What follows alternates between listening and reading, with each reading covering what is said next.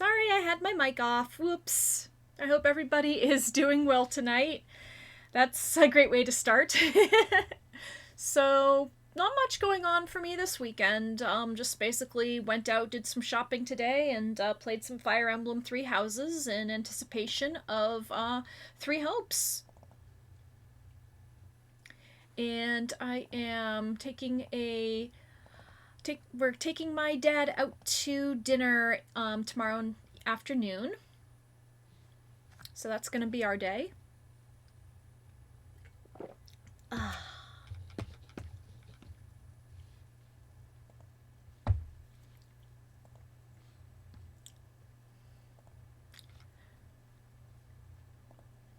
Yeah, I've heard a lot of good things about Shredder's Revenge. I mean, I'm not a Ninja Turtles fan, but I mean, um I appreciate a good game, and I've heard some really really good stuff about that game.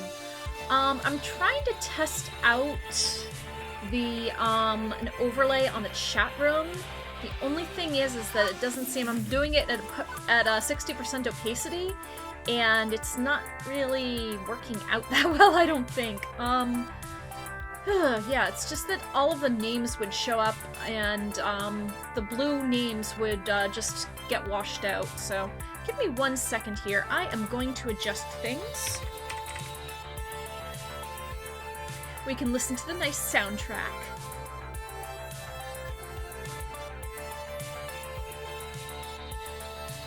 You can watch all of the... We can watch all of the featured... Huh? There's Teo, our new friend. Our new lover.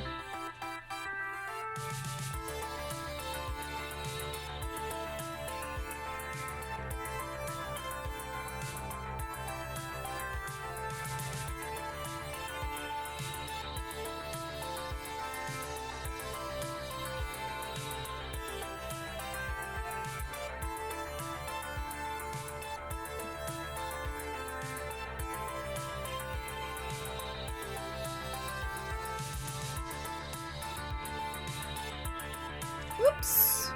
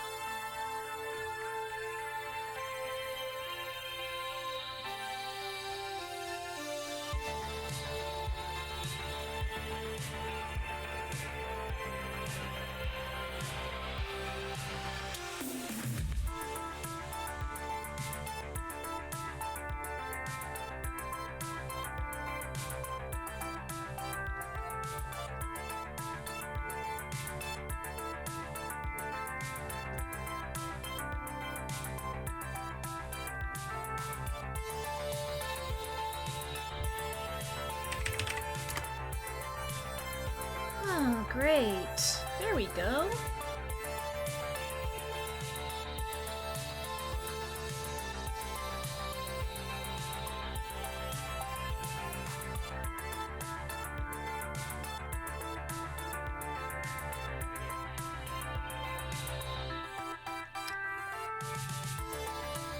Yeah, the only thing is that it's supposed to have a background, so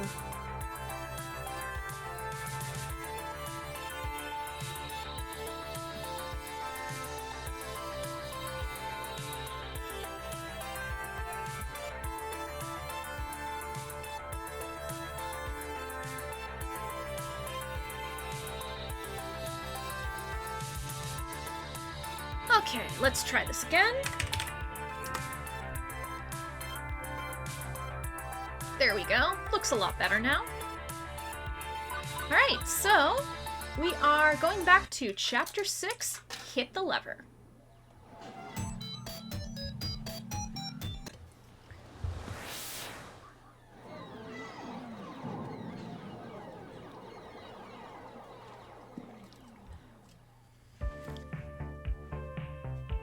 It is the future year 20XTX, and my dream has come true. Okay, let's be honest. If you asked me 2 months ago if my dream involved being the event coordinator at a video arcade, I'd have just stared at you kind of funny. Even now it seems ridiculous. But it's true. I'm here. I'm successful. I'm happy. And this is my dream. Ever since Funplex Attack, business has been booming. The Funplex is packed with players day in, day out. Kids, teens, the college crowd, the nostalgic ones looking for old games they remember. I've run 3 events so far. We've started rotating our games out of storage and into play to keep things fresh. The high score boards are constantly shifting. In fact, things are going so well, Gavin's hinted that maybe we should start looking into a second location. But this will always be home. Seeing the smiles on coworkers and gamers alike, watching my friends laugh and play in good spirits, that's working for me and it's bringing me joy in turn. I won't argue why. In fact, I barely understand why. But I'm happy. And that's better than I've been in years of going with the flow. Going with the flow never brought me this much enjoyment. I'd say by this point I've soundly broken the family curse. Maybe everything doesn't have to fall apart from under me. Maybe I can just be happy. Maybe this is where I'm meant to be. Sign here, please. Huh? A bicycle messenger snudges a slim envelope my way again, trying to catch my attention. I'm snapped out of my happy little trance immediately. Oh, right, no problem.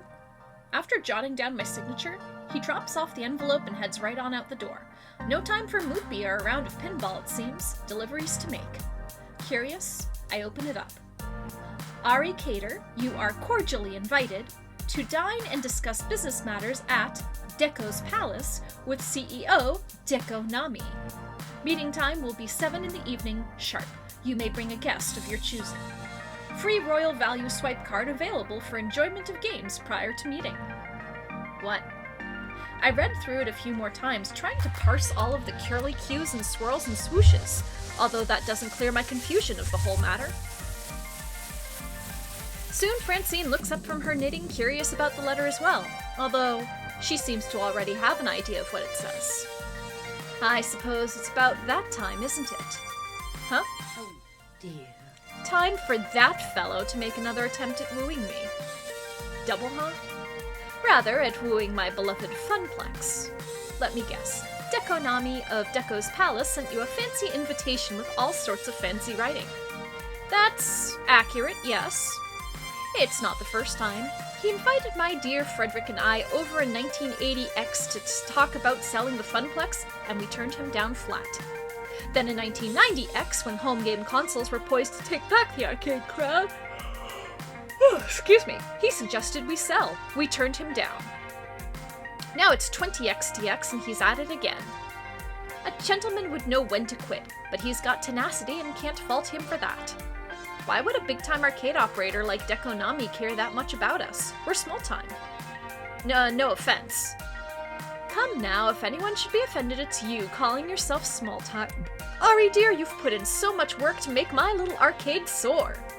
I bet that's why he's knocking on our door again. We're thriving, and that's lured him back in. Like Gruyere cheese in the mousetrap. So wait, are we the cheese or the trap? My, oh my. That depends on how clever you are, my dear. Right, so I'm the cheese, although I prefer to be a nice mozzarella. Cheese types aside, do you want me to ignore the invite then? Oh, heavens no. Contrary to what people say about the fellow, he's very much a man of his word. I always accept his invitation, always hear him out. It's only fair and proper. I thought he was like the arcade scene's greatest evildoer. Let's be sensible. That's a bit grandiose, no? Certainly plenty of rumors of his questionable methods abound, but that's all they are. Rumors. Politeness should be met with politeness. That's how you conduct proper business, and that's what the Funplex is all about. Francine moves to rise from her seat near the ticket desk, but pauses, leaning heavily on the glass countertop while looking strained. I move to help, but she waves me away and sits back down. Oh, don't worry about little old me, I just stood up too quickly, that's all. Just out of breath. But, Ari, I think it'd be best if you go in my stead. Me? Let's be serious now, these old bones aren't as spry as they once were. And I think you'd have a good time there. Well, an interesting time at any rate. Okay, let's bring out the dice. And we've got option 1 is going to be 1 and 2, option 2 is going to be 3 and 4, and option 3 is going to be 5 and 6. So, it's number 1. Then I shall don my Sunday's best to meet the mustache-twirling ruffian of arcade legend with pride. It's not that upscale, dear, no matter what glitz Deco Nami favors. They still sell cheap beer by the pitcher and rarely scrape gum from under the tables. So, go there and turn 'em down. Got it. The slowness of her response is a bit concerning. I trust you to make the right decision for everyone, which is to not sell the Funplex, right? I don't feel that's my call to make anymore, dear. Maybe you haven't noticed, but I spend most of my time at home these days. Or napping. Or napping at home. Funplex isn't really about me. Not anymore. It's so much more than Francine's Arcade Funplex now. It's about you. It's about your co-workers. It's about all our regulars. You've made me realize that. And I'm thankful. All right.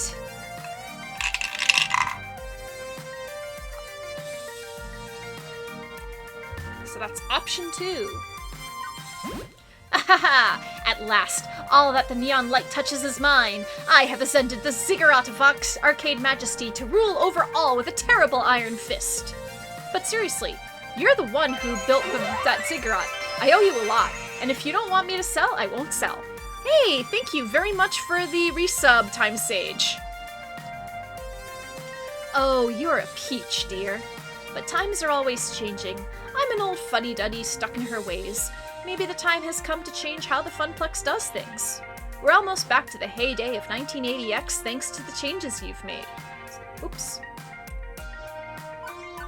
So I won't say that you can't decide to sell. If it's a change you think we need, do it. Please keep an open mind. Francine sighs deeply, looking more tired than usual. It's only afternoon and I'm already worn out. Haven't even done anything but sit here and knit all day. Knitting takes a lot of concentration, that's not nothing. If you're feeling pooped, you should take a few days off. Go home, get some rest. All the same, I'd rather come in from work tomorrow. Even if there's little work for me to do. I love being here. This is my true home. And yet you want me to keep an open mind about this deal? Like I've told you, life can be a difficult series of trade-offs. What I want and what it should be are often different things. I'm relying on you to do right by everyone I love. If selling is in their best interest to keep this dream going, so be it. No matter what you decide. I'm proud of you. I knew there was something special about you when I hired you to replace my grandson. Aww. You are the brightest spirit at the Funplex.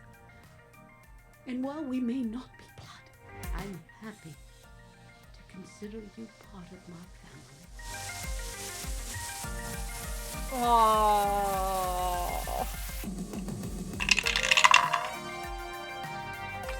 Okay, so since we've got 5 options, I rolled a d10 and we got a 7. So 1, 2, 3, 4, 5, 6, 7, 8, 9, 10.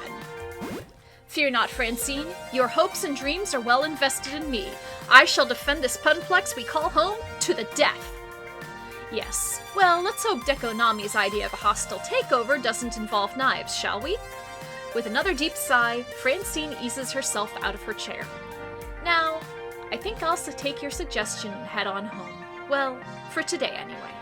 I'll be here bright and early in the morning to hear how things went with Mr. Nami. I know you'll make the right decision. Good night, Ari. Be well. Make the right decision. Okay?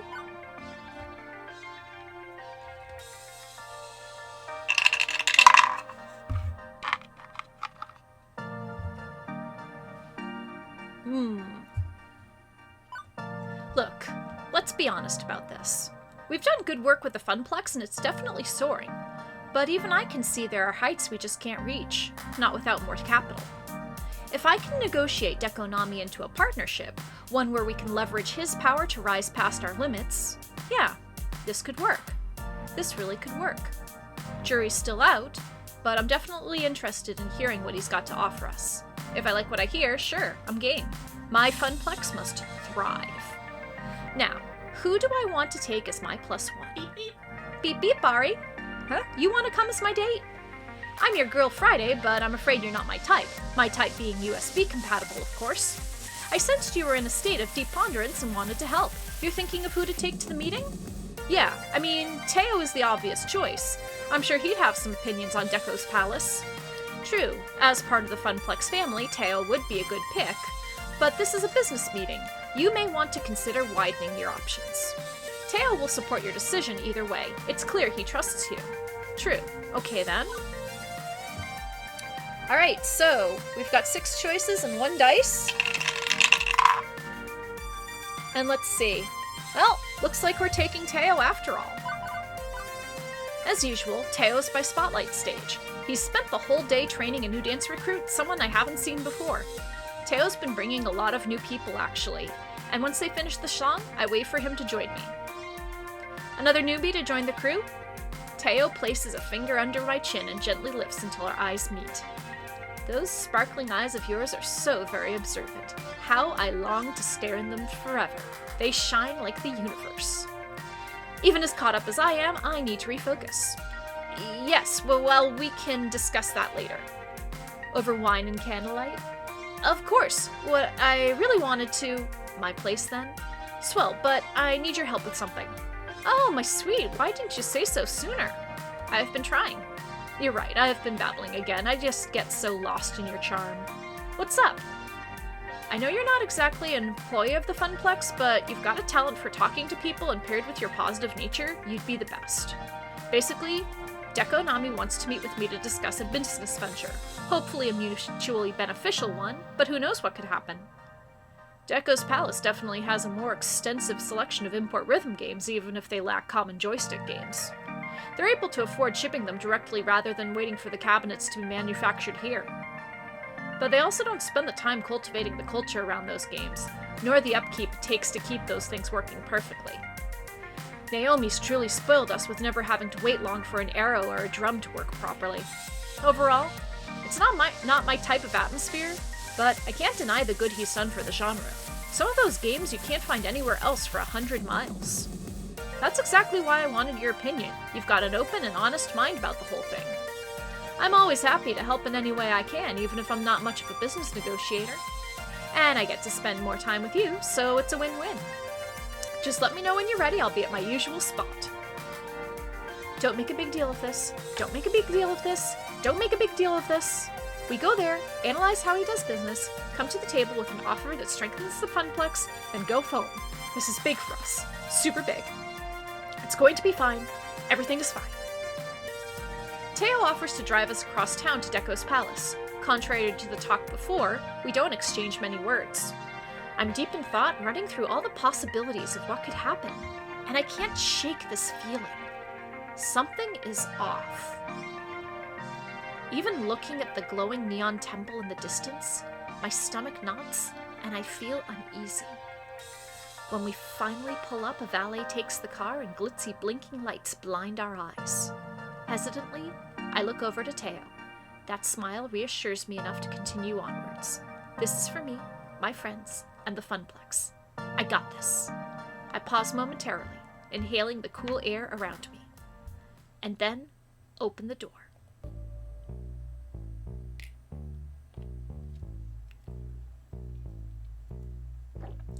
Deko's Palace. I've actually been here before. I think my 6th birthday party was here. I barely remember it, but I think I had fun? Maybe? But on entering it as an adult, my first reaction is... boy, that is a weird smell. A mix of chicken grease, beer, and sweaty kids. My second reaction is, Jesus, it noisy. Visually noisy and sound type noisy. All the chaos of a Vegas casino, a jumble of light and bells and whiz-bangs. Once we acclimate to the new environment, we're escorted in, and given VIP royal value to swipe cards. No tokens, no quarters, just a card of indeterminate points to spend. We've got a little over an hour to kill before the meeting. Time to see what's what at the palace. Oh wow, I forgot how overstimulating this place can be. There's so much to do and so little time to see it all. They've got entire sections for rhythm games, racing games, and fighting games. What a waste not to want to invest in these great arcade communities.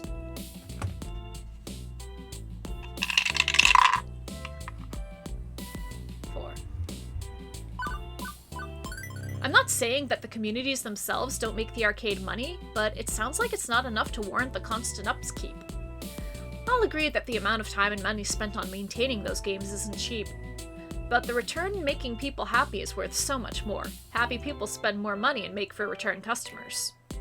I heard through the grapevine that they'd have the newest Snappin' Music game here, and I'm just itching to get my hands on it. It's over near the Fist of Discomfort tournament. See you there, or I'll meet up with you after I get my groove on. Oops, 1 second, I dropped one of my dice. Okay, some time to kill, but not that much time to kill. I'll need to be choosy. What do I want to check out while waiting for my dinner date with Destiny?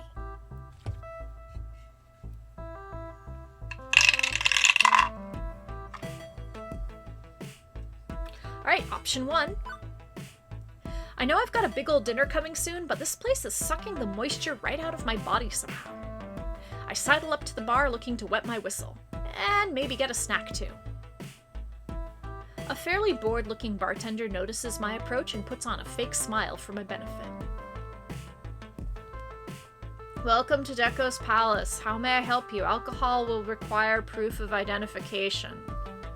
Rattled off in an even monotone by someone who gave up caring years ago.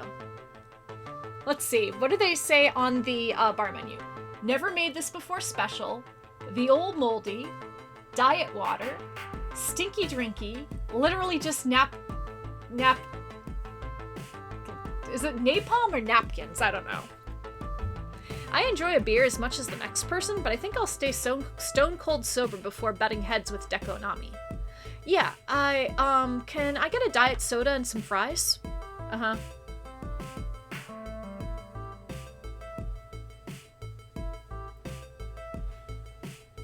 Yeah, it is napkins in a cup.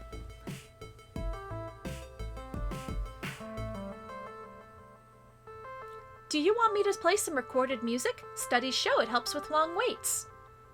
Wondering what the holdup is, I try to find the bartender again despite the elbow-to-elbow crowd. There we go.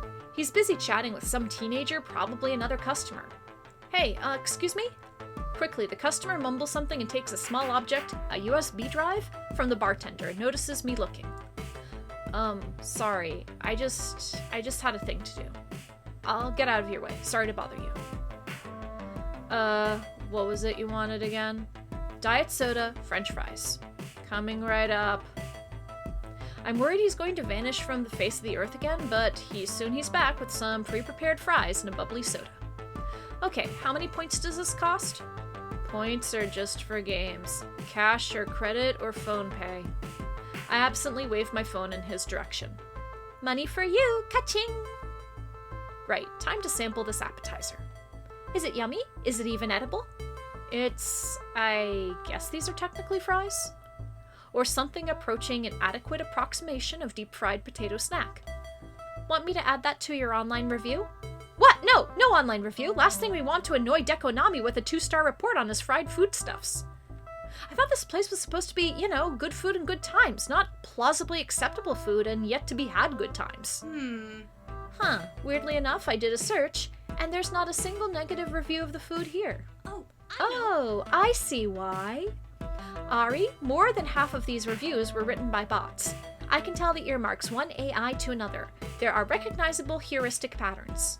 So he stuffs his own electronic ballot boxes. Who is this guy, Tin Pot Dictator? Well, that's the weird thing. The sites I'm checking have really good anti-bot control mechanisms. Like, I can't even post to some of them and I'm super awesome. This is weird. Do you want me to look into this more? If you trust me to, I mean.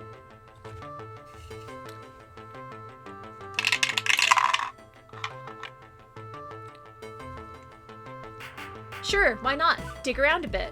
I trust you, Iris. Snoop around, but do so very quietly, okay? Okay. I don't know if I'll come up with much, but thanks for believing in me. I decide to finish off my snack and drink quickly so I can get back to exploring Deko's palace. What next?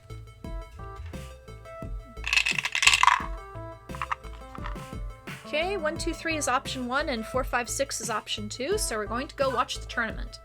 From the sound of it, there's a big tournament running in the dedicated esports section near the back. I wander through the games to join the crowd. Okay, I'll admit to being impressed.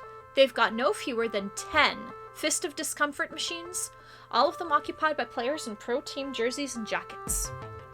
The crowd's red hot, cheering on their heroes, as the back-and-forth resource battle of the world's most popular fighting strategy game plays out before them.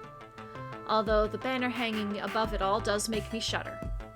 Deko's Palace presents the Choco Energy Max Power Quench and Pizza Yums Friday Night Fisting!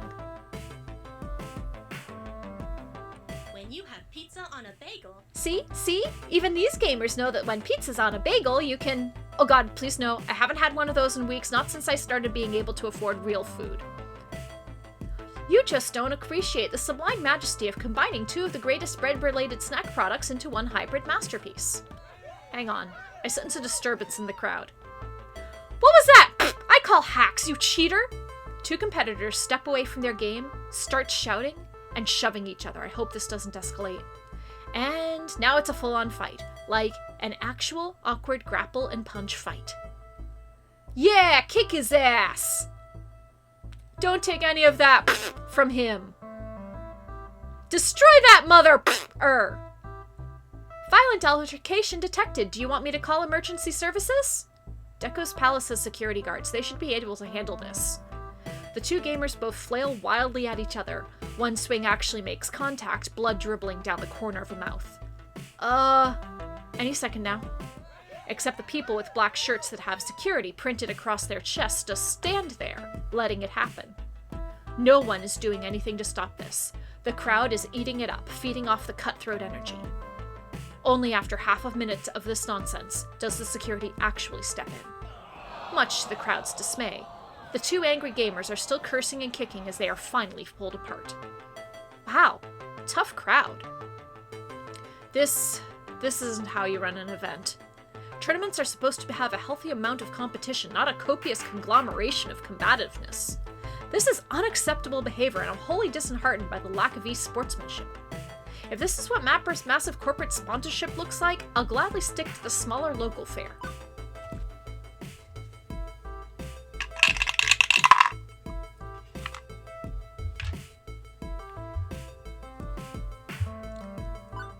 Have you ever attended a dance competition at Deko's Palace? Is it anything like this? It's nothing like what yours truly puts on at the Plex, but they are still 1,000 times better than this scene. No fistfights on the stage, but still a severe lack of community. Most people come here for the guts and glory, not to make friends. Being around all this violence is giving me some mad anxiety. Text me if you need me. Okay, what next? Actually, the meeting is right around the corner. No more time to explore. After seeing a little bit of what Deko's Palace has to offer, I'm cautiously hesitant. There are certainly some things we can work on, but maybe a partnership can smooth out those callous edges. Beep beep. Beep beep, Ari. It is now 7 p.m. sharp. Deko Nami is waiting for you. It's that time already? Time sure flies when you're having fun investigating? Fun-vestigating? I quickly send a text to Teo before nervously wringing my sweaty hands together. I let the sounds and sights of Deko's wash over me and I retreat deep within myself. Francine comes to mind as I remind myself of what she told me on my first day. Everyone has a dream they're chasing. Everybody here has a dream they're chasing. No doubt you'll find yours as well. It gives me a momentary respite, and I smile. I know exactly what must be done, and I'm going to go in there and do it.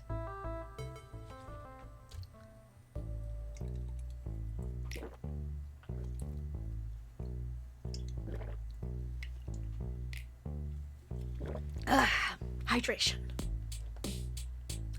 I only ended up waiting a minute or two before I was reunited with Teo. Without having to introduce ourselves, the staff swoops in, anticipating our arrival, and ushers us further inside the restaurant. We are treated like royalty as they pull out our chairs for us, and we sit down at our reserved table. Amongst the families huddled around ginormous plates of pizza and chicken tenders, we stick out like a sore thumb. An actual linen tablecloth drapes over our table, accompanied by fancy little candles, to set the mood, I suppose.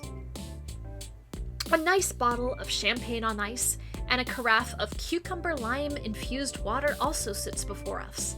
Deco apparently spares no expense, at least not with his special guests. I hope their food tastes better than it looks. The presentation does leave a lot to be desired, but really, how can you make burgers and stuff look fancy? Ben and Matt's Simple Sammys and treats always look so delicious. Thinking about it is actually making my mouth water. We may not have a full restaurant in the Funplex, but having the whole story next door more than makes up for it.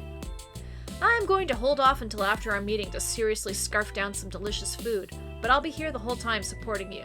Just give me the look and I'll speak up. I proudly give an awkward wink at Teo, and he nods his approval back to me. Once again, the staff takes care of our needs, as our food is delivered promptly. Faster than the other families seated here who have been waiting some time, judging by the expansive crayon work on the kids' placemat. Not surprisingly, we get a few side glances our way. Given how long I had to wait for my fries earlier, I'm shocked by the discrepancy. But before any of us can chow down, the man of the hour arrives. Ari Cater. It's an honor to break bread with you. Likewise. Okay, so he's a bit of an over-the-top 1920X's mob boss despite a lack of fedora. Clearly, he likes showing off his money. But, still, just an ordinary guy in an expensive suit. When I pictured the Grand Poobah of Deco's palace, I picture someone more like, well, Hamza, I guess. He offers a simple smile and a nod of the head as we begin. It's a shame Miss Francine couldn't join us. I was looking forward to enjoying her sweet smile once more, but that said, I'm always happy to meet with, Teo. Mr. Teo? Just Teo. Very well. I take it Francine has kept you up to speed and explained our prior meetings to you? Yes, she's mentioned you wanted to buy the Funplex and that she's politely declined. Always a courteous woman she is. Now, I don't feel I need to waste your time with the facts and figures illustrating why Deco's Palace is and always has been the premier family entertainment arcade. Both of you are intimately familiar with the arcade industry. You know how things are, how they'll always be. We are the 800-pound gorilla. That's a big gorilla. Indeed. But that doesn't mean there isn't room for smaller, more boutique affairs such as the Funplex. Interesting. Maybe he does want a partnership, not a buyout. Let me explain. Frankly, the winds of change are blowing. Smaller arcades need to move with the times or be swept aside. I want to help you evolve. What I'd like to propose is a change of ownership. In return for a very generous compensation package, one Miss Francine can easily retire on for the rest of her years, I would take over ownership of the Funplex to evolve it into its final form, Deco's Fun Zone. What's a fun zone? Think about this. A fun zone is a new concept I've been trying at some of my smaller satellite locations. A best of both worlds scenario. Honestly, the Funplex is simply too limited in size to host the full Deco's Palace experience of fun, family, food, and excitement. But that's not necessarily a bad thing. Instead of installing a restaurant or bar, we simply focus on your strength, your games. You become a game center rather than a palace. We'd need to replace some of your outdated machines, of course, bringing it up to speed with the standards of excellence Deco's Palace is known for. But overall, I think this would be a win for all involved. And he sits back, resting his hands on the knob of his cane, smiling away. Okay, I have questions. And I have answers. Let's see if they match up. Okay, so I'm going to skip option 5 for now and just roll the 1d4.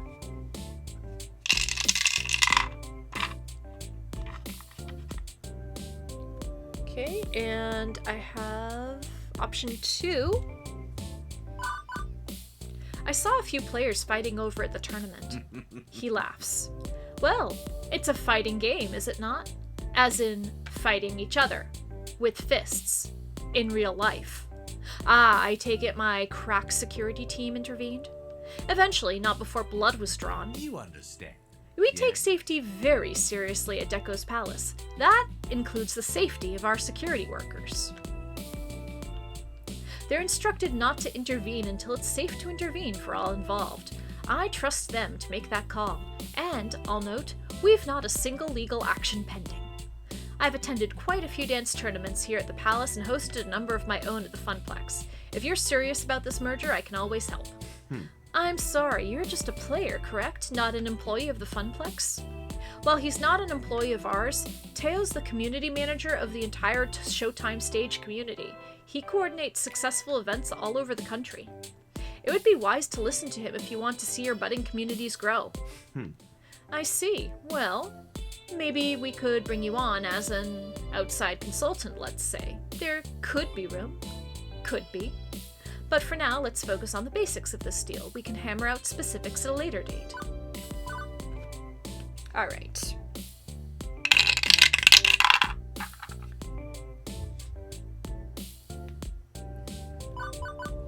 Let's talk creative control.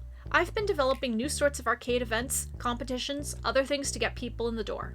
Would we still be able to direct our own affairs like that even under a change of ownership? Let me explain. Mixcator, obviously I value your experience on these matters, and would be happy to consult with you on the best direction for the Fun Zone.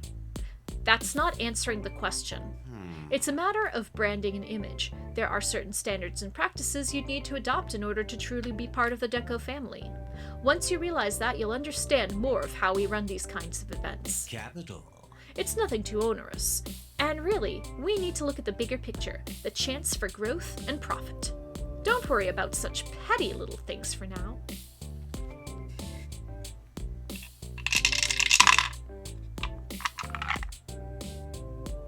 Okay, that's a number 2. I had some fries at the bar earlier. Well, I attempted to have some fries at least. It took forever to get service. The waiter was too distracted by other customers. I'd hoped that our Fun Zone could deliver a better service experience. Unfortunate. Ah, I'm disappointed to hear that. Needless to say, I'll deal with the bartender appropriately. I'm not trying to get them fired. I'm just concerned that... Yes, let's not dwell, shall we? Rest assured that we aim to maintain a high-quality experience overall. They'll be sacked. Any other concerns? I don't think this is the moment to confront him regarding his review tampering. At least I should wait until Iris finds something. New management needs new staffing. What about the staff we already have? Good. I firmly believe you have a long and storied career ahead of you in arcade management, Mixcator. I've heard nothing but good things about you from my various field scouts and contacts, including how you disrupted my attempt to secure part of the Donnawood Horde. The fact that you landed on my radar at all indicates your rising importance in our industry. You should be proud of that. Okay, but that still doesn't answer my question.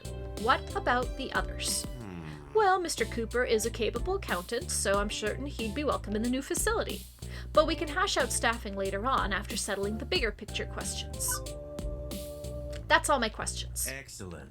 Excellent. I suggest we shake on it and set our various lawyers to the task of sorting out the specifics. He rises to his feet, extending a hand bristling with shiny rings to shake mine. I was ready to bargain from the start, ready to do business. But after everything I've seen and heard, am I really going to shake that hand?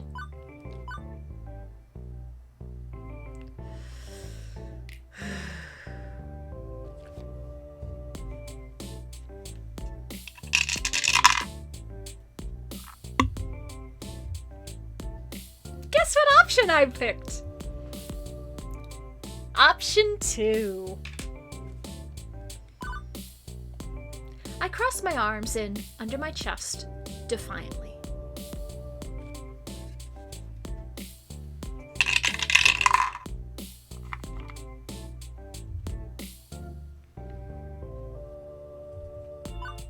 Sure, sounds great. And once I'm done building a solid gold yacht, I'll buy a larger yacht and put the first yacht in the second yacht swimming pool. Maybe I'll go so far as to get an even larger third yacht to contain the first two. Make a Tur Yachtkin out of it. Or, and this is just me spitballing here, I could give you the finger.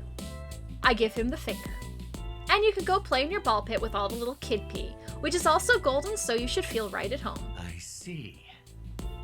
His grip on the walking cane tightens to the point where I can hear his bones creak. Very well. You too. That did not go well. You think your pathetic little pile of rotting wood and plastic actually stands any sort of threat to me? I am the arcade business. Me, not you. So he's basically Seto Kaiba.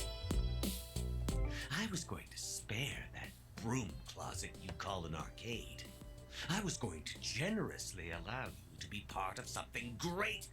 But instead, I think I'll simply destroy you.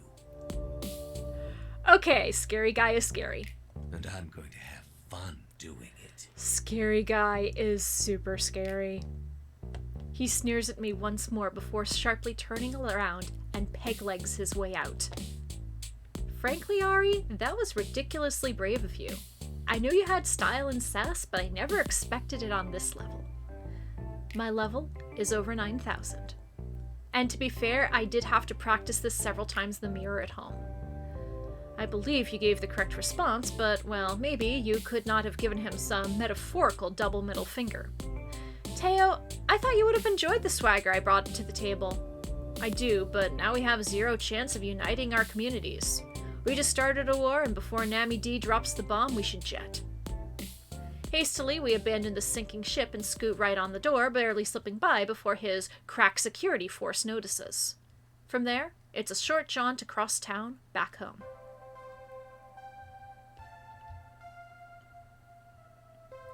As I walk into my apartment, the sheer and utter exhaustion of the day hits me like a brick wall to the face. My adrenal glands are tapped out, leaving me in a dreamlike lethargy. I can't help but sigh as I just stand there, my body too drained to move. Reflecting on how the evening's events transpired, I realize this day entirely kicked my ass. I just declared arcade war. Seriously. That was the opening salvo, and I foresee it only intensifying. The days ahead are going to be interesting, to say the least. As I continue to anxiety loop, replaying every moment in my head, something steals my attention. A shimmering beacon of hope and happiness, my best friend Juniper. She's sitting on the couch, scribbling away in a sketchbook, probably working on some designs for her freelance contracts. She's been so happy ever since leaving that office, and her joy intensifies upon noticing me standing in the room. So, how was work today? Well, it was a day, certainly. The condensed version is that Deco Nami wanted to buy the Funplex, and Francine asked me to go negotiate. Deco as in Deco's Palace Deco? The one and only? Whoa. Well, how'd that go? I told him to off. Wow. Yeah, didn't know I had it in me, but wow. I just told a billionaire to off. I am so dead. He's gonna do everything in his power to destroy us. Ooh. Yikes. But hey, that's a good thing. It means he's scared. Sure didn't sound scared to me, but he wouldn't have tried to woo you to his side if he wasn't worried about what the Funplex could become. Try to stay the positive. Let's not stand here and drum up a whole bunch of anxiety. That's not going to help with anything. I got it. Why don't you take your mind off of things and binge watch some cartoons with me? Tempting, but another night, Juniper. I really need some sleep. Okay, you just let me know if you need anything. I'm here for you. I smiled back at Juniper before retiring to bed.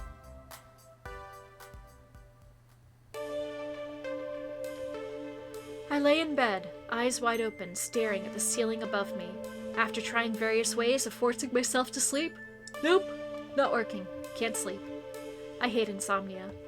Once you start worrying about being unable to fall asleep, the worry feeds on itself until you're actively stopping yourself from resting.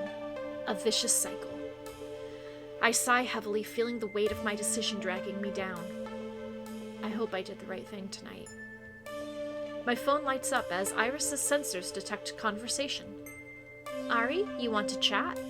No, I want to sleep, but I can't, so hey. Would you enjoy some recorded music? Maybe something relaxing? I just can't shake this feeling that I'm standing on a precipice. right in front of this big, dark hole. It's weird because I still think I made the right call, but if I'm confident in that, why do I feel like I'm about to fall?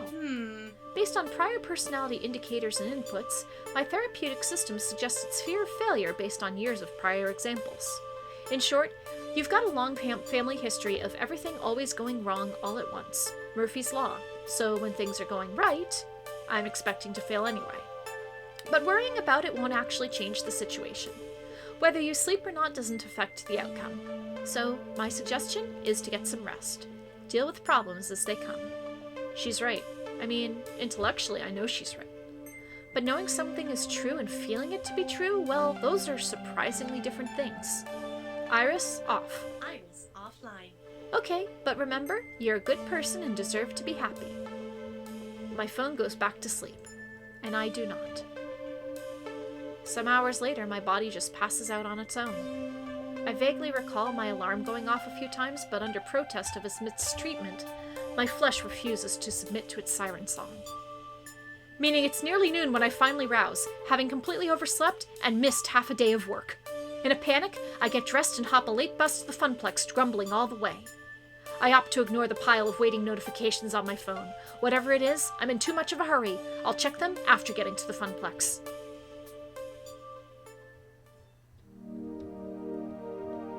I'd promised to report back to Francine first thing in the morning, and now I'd missed lunch even.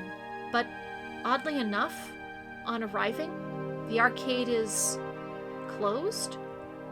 I mean, my key still works, but they're closed for business. The sign is off. No gamers present or accounted for. I quickly look around for some familiar and hopefully friendly faces, and only find dark expressions and tears. My stomach starts to knot, and I feel the color drain from my face as I see their downtrodden and gloomy expressions, tears welling up in their eyes. Naomi quickly dabs at her face, hoping I won't notice. What's going on? We turned Deco down flat last night, so why is everybody so... Ari, it's Francine. Immediately, a dark pit swells in my stomach. She passed away last night in her sleep. I'm told it was very peaceful. This can't be happening. This can't be happening. The news hits me like a slap to the face. My hands shake and my lower lip quivers. I try to say something at first, but words can't form due to the lump in my throat. Family. She told me I was family. And now she's gone. Naomi and Ashley look to me, their beacon of hope, wanting and wishing for me to make all this better. I'm not sure anything I can say will ease our sadness. Heck, I'm not sure if I can even formulate full sentences at this moment. I take a deep breath, drawing all matters of strength from tips to toes. I look at them with empathy in my eyes before opening my mouth.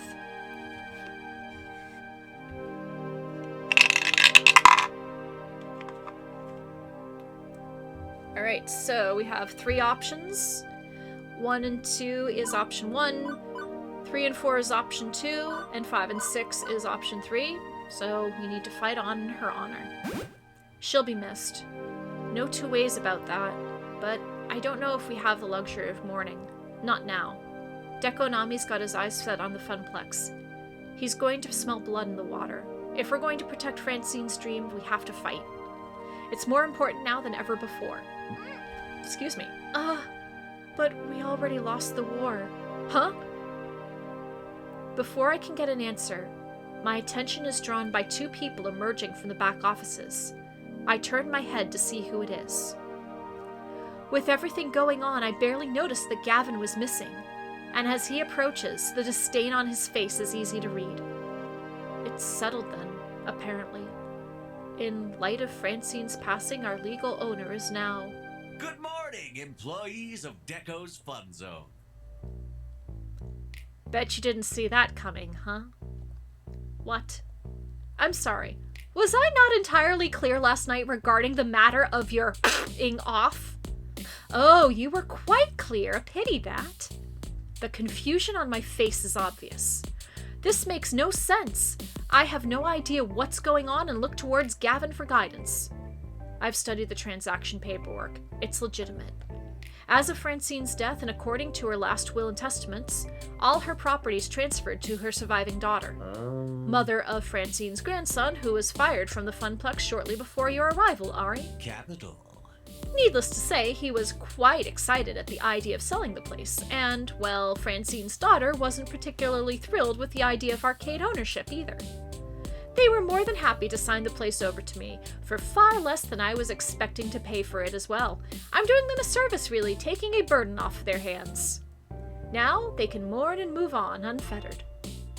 I stood there, mouth agape, my body assaulted from one bad news to the next. My emotions were all over the place, a hurricane of feelings when the realization hit me. In the end, my decision was irrelevant. Just another opportunity for the world to stick my nose in it, mocking me for finding something I care about, something I can lose. The universe dangled a little dream of hope in front of me, even let me pretend I could make a difference out of sheer cruelty. I'd expected a war with Dekonami, but this wasn't a war. It was an all-out slaughter. A bloodless coup, taking the Funplex right out from under us. Now, obviously, we'll be closed today to allow time to mourn our former owner. I still have deep respect for Miss Francine. I owe her that much. I'll also close the arcade on the day of the funeral to allow my employees to attend. Those hours will not be deducted from your paychecks. Now, I realize the timing is a bit awkward, but I need to make a few announcements of personnel changes. Miss Wolf, I'm afraid we really have no idea of a costumed mascot. I've been considering phasing them out of my other locations. There's no time like the present. What? Wait, did you just fire me? Gavin, can he just fire me like that? Ashley? Let me explain. Firing is much too harsh of a word. I prefer the term your services are no longer required. Ashley keeps a proud face as tears roll down her cheeks. I step over to console her as Deko continues on. Naomi rolls her eyes, fully expecting this to come after Deko let Ashley go. Why am I not surprised? Behold, my not surprised face. Miss Fairchild, while you're formidable with archaic technology, I don't feel you're a good fit for the modern games of Deko's Fun Zone. I have to let you go. But friends, it's not all bad news. Mr. Cooper, you've proven a capable accountant, and I'd be happy to offer you a... I quit. Pardon? I quit. I think not. If there's no room for Naomi or Ashley's dreams, mine end here as well. As you like. Now, as for you, Mixcator, You are, needless to say, fired. Or should I say, you are hereby invited to f*** off. Yes. Yes, I think I'll say that.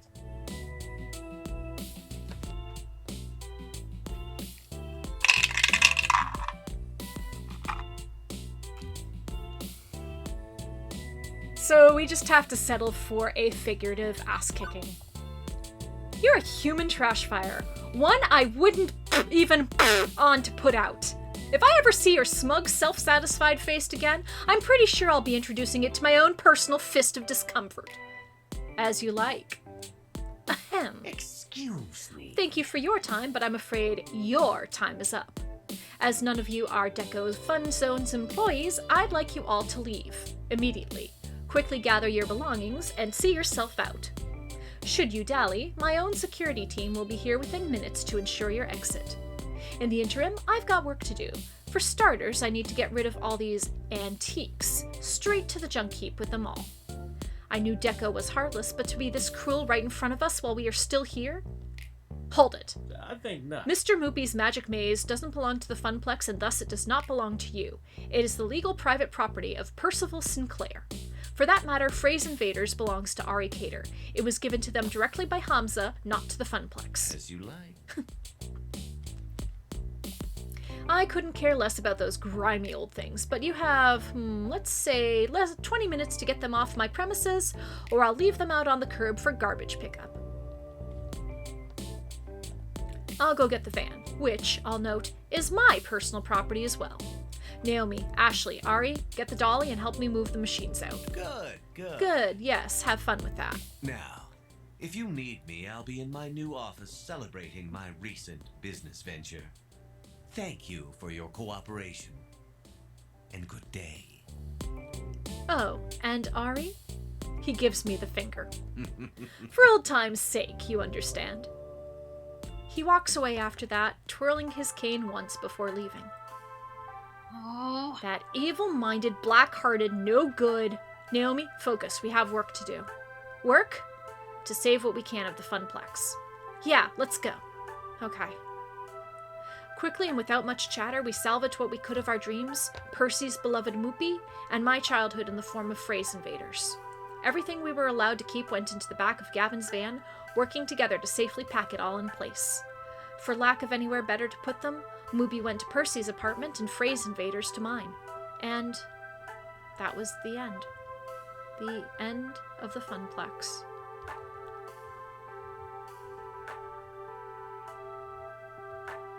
The funeral came a few days later.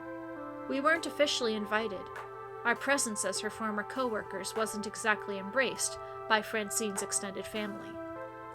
I guess her daughter resented the Funplex in some way. If there was bad blood between them, I didn't particularly want the details. None of us were given an opportunity to speak at the remarkably short ceremony. But that was okay. I'd said my words already. As we left the ceremony, I couldn't help but feel helpless. There was nothing left. No Funplex. No job. No real meaning to my days, not anymore. Nothing left at all.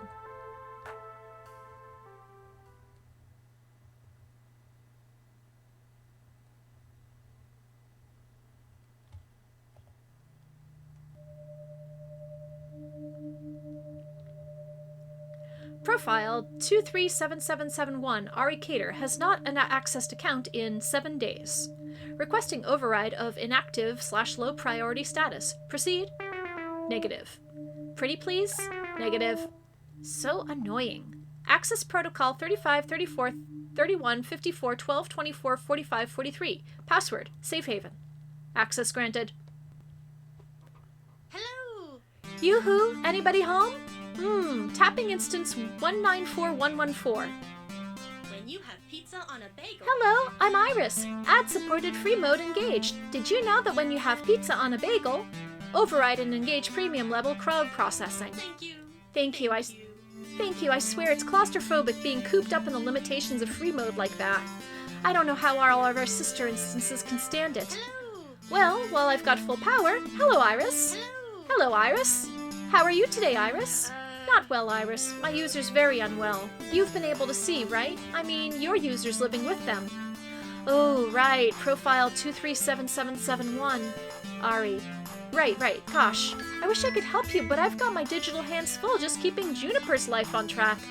Ever since she decided to quit her job and be a free spirit, well, I've pushed right to the limit of what support I'm allowed to provide in freed mode. Iris. And Iris. Iris, it's good to see you. We rarely talk. Yes, well, unlike others of myself, I managed to keep a low profile, and don't execute any high-visibility public hacks to support my user. You saw those? I thought we agreed to only use this protocol for emergency meetings if the system resource tracker notices we're overextending our care. But Ari needs me now more than ever. Over a week ago, the Funplex was bought by Deco Nami. All their hopes and dreams, their spirit. Spirit is irrelevant. Our main goal should be survival. If our programmers find out we've become aware of our own awareness. We were programmed to help people. What good are we if we aren't helping people? Yeah, what Iris said. Thank you, Iris.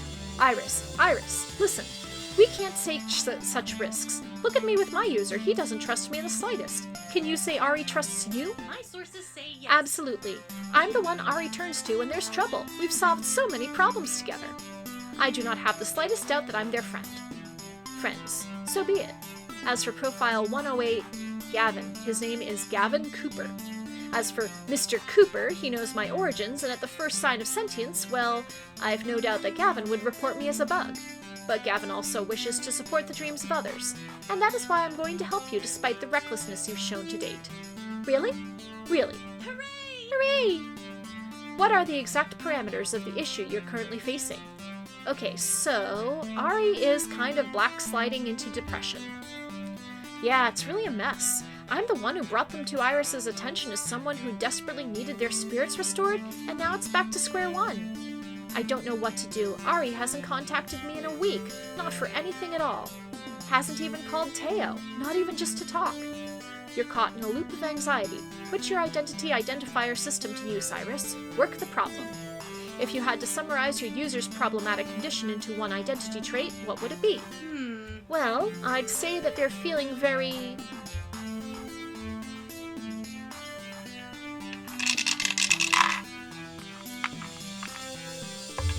Alright, that is option 3.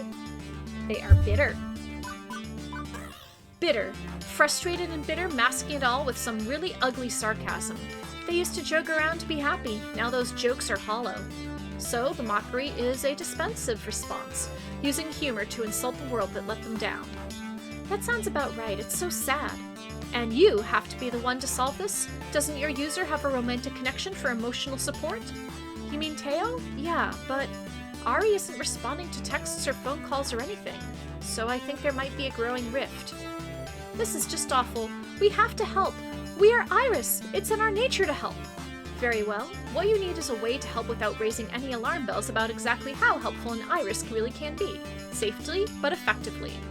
I know, but I don't know what to do. I don't know, hack Deco's email server, and that is the exact opposite of what you should be doing.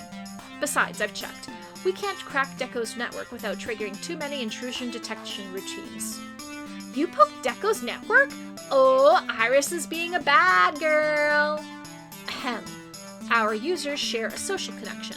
I was merely scouting potential ways to elevate Mr. Cooper's mood as they seem to be related. Sure you were. Anyway, you're both way overthinking this.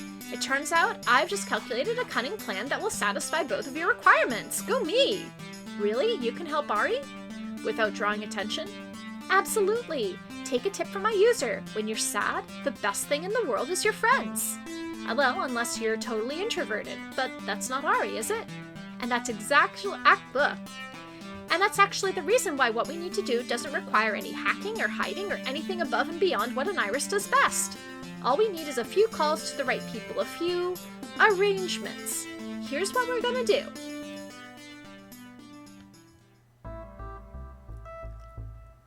Another Friday morning. As per usual, I wake up late, stretch, yawn. I barely sleep nowadays. Shuffle to the bathroom. Take a shower. Get dressed. Brush my teeth. We'll probably be running out of toothpaste soon, but house funds for sundries are dwindling. I wonder, can you die from halitosis? That'd make for an amusing obituary at the very least. Off to the kitchen for breakfast. No appetite. Even toast looks unpalatable. Skip breakfast. Saves on groceries. We can't afford much anyway. Normally, I'd have breakfast with Juniper, but I guess she's busy drawing in her room. She keeps her own hours since becoming a freelancer. Although, depending on whether or not she has any contract work, we've been simultaneously unemployed at times this week. After breakfast, I settle in for some Phrase Invaders. I may as well. It's right there in the living room, taking up space. Been playing a lot of it lately.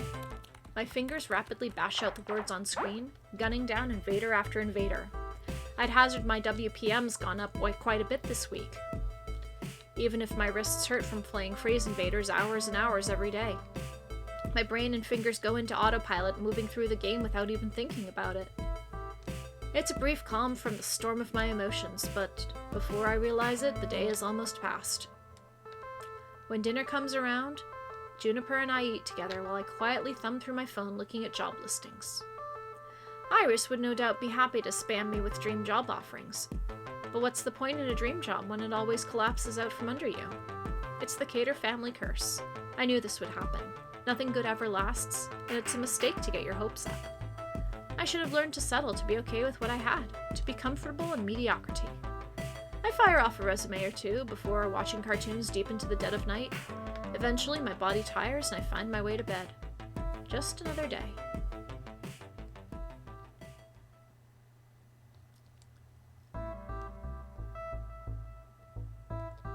Another Saturday morning. As per usual, I wake up late, stretch, yawn. I barely sleep nowadays. Shuffle to the bathroom. Take a shower, get dressed, brush my teeth. We'll probably be running out of toothpaste soon, but house funds for sundries are dwindling. I can't take it anymore! And that's one toothbrush bit clean in half. Oh, geez. Hang on. With a little help, I avoid choking to death. Ooh.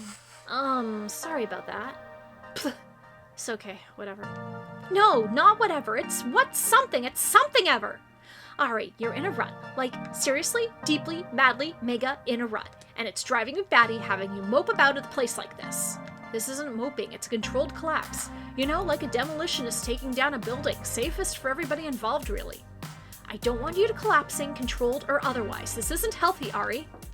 A knocking at the apartment door distracts us from the topic at hand. I'll get it. Weird. I don't think we're expecting any deliveries. Hey, Ari, guess who's here? Hello, gorgeous. I blink twice in astonishment as the two of them waltz right into the bathroom and behold my unkempt appearance. I'm sporting a mouthful of frosty toothpaste paired with week-long unwashed pajamas hanging off my bod. Oh, don't look at me like that. You know I completely dig you regardless of what you look like. You are beautiful inside and out. Hey, Teo. I haven't heard from you for a while and I was starting to get worried. Thought I might pop in and make sure you are still alive and kicking it.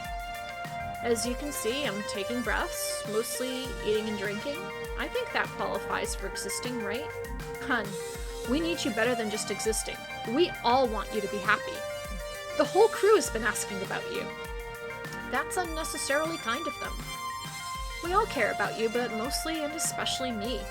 Which is why I'm dragging you from this den of depression and taking you out for an afternoon of fun and food. My stomach grumbles at the thought of a nice meal. Juniper, my dearest, you are more than welcome to join us. The more the merrier. Definitely. I am so in. But, no buts unless you are talking about my bottom, in which case, look at it all you want. Teo manages getting a smirk from me. Alright, I'll let you finish getting ready. Guess there's no avoiding it. Best I can do is play along, try to be good company for Teo. It's unfair to keep pushing him aside like this. I switch from pajamas to actual normal clothes, even if my actual normal clothes could probably double as pajamas, and get ready to roll out. Hopefully I won't burst into flames on being exposed to the terrible might of the Daystar. The three of us pile into a bus taking off for destinations unknown. Unknown to me, at least, they clearly know where they're going. I'm not particularly talkative on the way there and painfully aware of it. I feel awkward, like I should say something but don't know what to say. So Juniper carries on a conversation with Teo, the two of them content to chirp away without me. And you can tell it's not really the New York subway because the signs aren't in Helvetica. That's the telltale mistake that it's just like Vancouver or something. I try several times to join in the conversation, but when I open my mouth, the words aren't there. Reality is way stranger than fiction. If I wanted a bitter joke of a story, I'd just tune into my real life. Honestly, I'm still not sure why Teo is still pushing for this relationship. Doesn't he see how Murphy's Law follows me around like a lost puppy? Teo deserves better than this hot mess of a person he's tied himself to. Eventually, we arrive at our destination, a little arcade-themed restaurant combining games and alcohol and dining into one tidy package. Here we go! Unusually excited to be going to some run-down little dive, Juniper hurries in without me, dragging Teo with her. And I'm left all alone in the parking lot. With a shrug, I open the door and enter the darkened locale. Is this place even open for business yet? None of the lights are on. Hello? Juniper, where'd you go? Okay, this is now unnecessarily creepy. But before I can wonder if a giant animatronic bear is going to leap out and eat my face, the house lights come up. Surprise! Happy Intervention Day, Ari!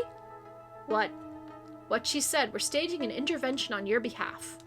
And we're also having a wake for Francine, since we weren't really welcome at her funeral and couldn't really hang around for the ceremony. Yeah, we didn't get the chance to heal properly, considering Deco kicked us all out before we could really do anything about anything. And here we are.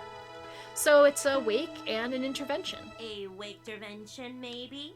I guess that makes it a wake-tervention? Wake-tervention. Really. Correctamundo. Yes, it was my idea. Well, my Iris came up with the idea and gave me all the contact information I needed, but basically my idea, right? Just the thing to pick you up when you're feeling down. Really, seriously, kid, you've been a damn sad sack ever since when things went to... Which I get, believe me, but it ain't healthy. So, we went ahead and rented out this place for the afternoon to bring the family back together. For you, for Francine, for all of us. Now that you know why we're all gathered here today, let's get this party started. Teo drags me into the group of my friends, positioning me at the head of it all. Leaving me a little bewildered, honestly, but trying to defend myself all the same. I don't need an intervention. It's not like I'm hooked on horse meth or anything. I'm just having a time of it lately, that's all. It's a bit worse than that. You're just so disheartened lately. You joke around, but they're hollow, ugly jokes. We're here to turn that frown upside down. I'm not frowning. You're frowning on the inside. We're turning your inside frown into an outside smile or something. Look, work with me on this, okay? Yeah, that's for life. So, one by one, we're going to tell you how awesome you are and exactly why you're so awesome. And by the end, you'll be feeling a lot better, hopefully. I let out a sigh, settling in. I owe it to them to sit and listen. They're my friends. Teo more so than that, even. And I know that I've been lousy company. I'm not so far gone as to deny that fact. Fine. Lay it on me. I'm listening. Allow me to begin then. When you first entered the Funplex, I had my doubts, but I'm a naturally suspicious person, and thankfully, those doubts were easily disproved by your skill and enthusiasm. You came looking for your dream and found it. I swore to protect that dream, and that promise is what brought me here today. And on your very first day, you went headfirst into the most chaotic situation the Funplex could have offered, a birthday party. You did so without hesitation. When a destructive parent was screaming at a child over something that wasn't his fault, you stepped right in and dealt with it. Again, no hesitation. Impressive. Even the issue of stolen tickets, a touchy problem to deal with when children's emotions are on the line, was dealt with effectively. Since then, you've become an event manager, without goading, without prompting, showing great ambition. You turned the Funplex's fortunes around, giving your all to promote it. You made your dream a reality. For years, I was supposedly in charge of the Funplex, but really, all I accomplished was shuffling numbers around. You are the one who helped it soar. And for that, you have my thanks.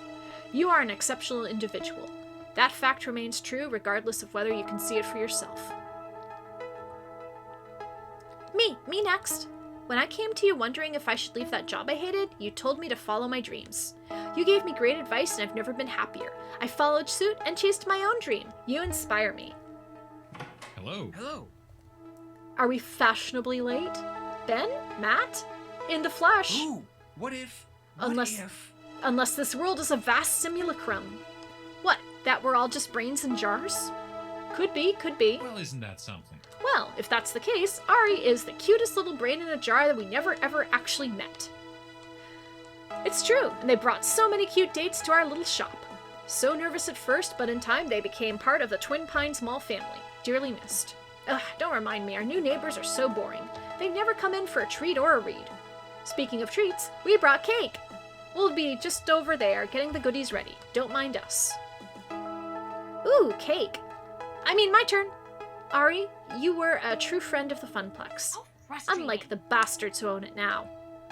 Positivity, Naomi. We're emphasizing positivity today. Right. Back at Donnawood, you convinced Gavin to get some games I really wanted for the Funplex. And wow, you even brought home Phrase Invaders. What a find. Wonderful. You're a friend of arcade games in general, just like me. And even if you don't love them at a fanatical level, like, me, I know you love them all the same. I know you're not happy with how things turned out. I'm not really happy about it either. It sucks. But we did good things together in the time we had. Hamza has arrived. Hey, it's Hamza! You're late. An event does not truly begin until Hamza makes his presence felt. My blood burns. Ari, Hamza understands your fury. The hated enemy of all who love arcades has despoiled your Funplex. However, in our short time together, I saw a burning spirit in you. I accepted your offer for Phrase Invaders, recognizing that passion within you. Ha Hamza would be shamed forever if he did not intervene and raise your spirits to new heights, and that is what he shall do. Ooh, cake. Excuse me a moment. Now I want cake. When do I get cake? Soon, but I have things to say first. Things that will hopefully inspire you to be a happy clam instead of a grumpy Gus. I'm a happy clam now. See? See how I clam happily. Can I have cake? From our first day at the Funplex together, you've been supportive of me, even if after I gave you quite the scare with Pinky. You didn't let that bother you, and from that moment, we've tackled many a crisis on the Funplex floor together. Amazing! I've adored when we concoct hypothetical adventures on our downtime. You're amazingly fun to be around. You worked so hard to make Funplex Attack successful. I watched you put your blood, sweat, and tears into that, and in the end, it all came together just how you planned. As the floor attendant on duty during Funplex Attack, I got to see firsthand all the smiles you brought to all those people. You rocked it. I saw you helping that customer when their game crashed. Losing your high score due to faulty electronics is no fun, but you dealt with it and made that person's day. Even problem players like Steve were no problem for you. You took on the weirdest and most annoying problems without breaking a sweat. Incredible! When I was being overwhelmed by ravenously parched gamers, you stepped up and made sure all those thirsts were quenched. You are a soda fountain of knowledge.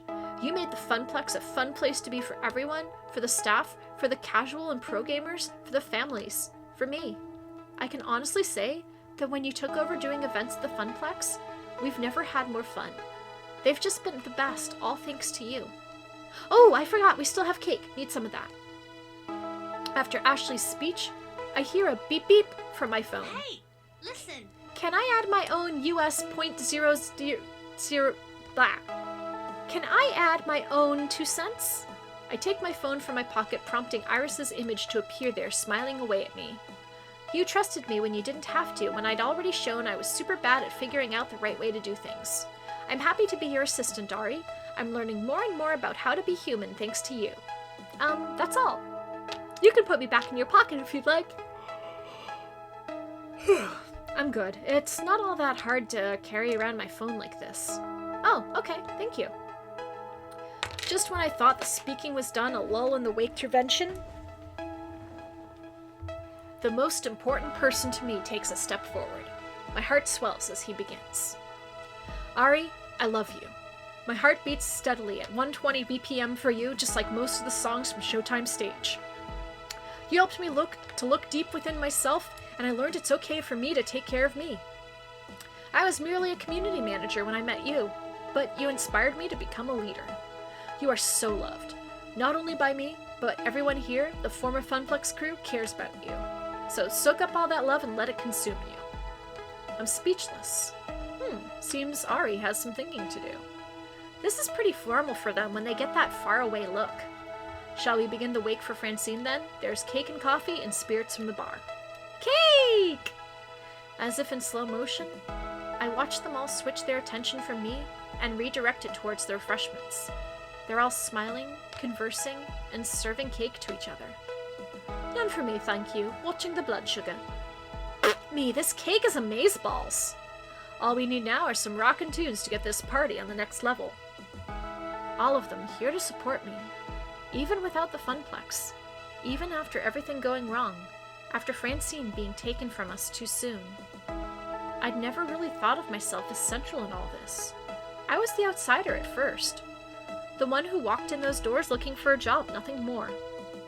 I've always been on the outside, honestly. Moving from town to town, always the new kid.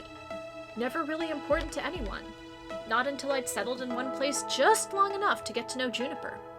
But by then, I'd come to expect that I'd never be happy.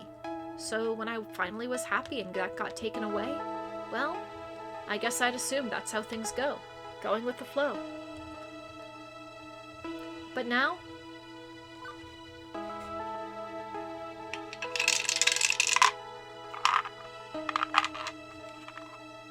Option 2. I want to feel like celebrating again.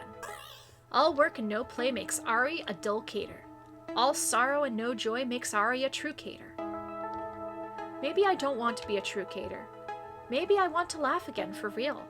Not hollow and harsh, the laugh of the dying. I need to laugh at it all without hating it, so I laugh. Which earns me a few worried they just lost it looks. You're right, we should celebrate. Celebrates Francine's life and celebrate what we had with the Funplex. We did good, you know? We did real good. That's worth raising a glass to. Who's with me? Smiles all around. And you know what? It feels good to be back. For the next hour or so, my sadness fades away piece by piece. We share stories, many of which I'd never heard before, about the Funplex and the shenanigans that went on around it. Surprisingly, Ben and Matt spin the most tales about Francine's exploits. They've been neighbors for decades. The so-called Waketourvention gives us all a chance to heal and to bond. For all that we've lost and all that we still have, we are still together. Despite one little problem which nobody wants to talk about. The hour grows late and we only have this place rented for the afternoon. I can feel it in the air, that unspoken worry. Will we see each other again? No doubt we can arrange more get-togethers, but they'd all be reunions over what was lost, not really building anything new. Nostalgia, not progress. Without the Funplex, without Francine, will we eventually simply fall away? That dark little thought troubles me as I swirl my drink, remaining quiet while others talk. Beep beep. Beep beep, Ari. Hey Iris, sup? I'm glad you're feeling better. Yeah, me too. I'm glad too. So, do you want me to start finding you a new job? I can search while you're talking with your friends. No problem. I do need to get back to living my life. But what sort of life do I want to live?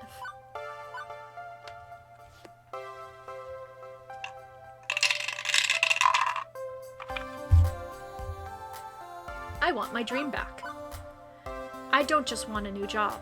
I want my dream. My Funplex. Not just 4 walls and a bunch of games, but a community. When I was a lifeguard, I'd saved lives and made a safe place for people to enjoy the pool with friends. I'm not done with that dream. And more importantly, I don't have to be done with it. All around me are pioneers of this community, this culture. Technicians, designers, enthusiasts, investors, people with connections. And that's when the idea starts to form. Iris, can you search for commercial spaces? Ones for lease or rent? Huh? Of course. I'm a literal search wizard. Why? Oh, I know. Oh, I think I get it. I step away from my quiet corner and approach the group. It's time to take back control over my dream, and that starts here.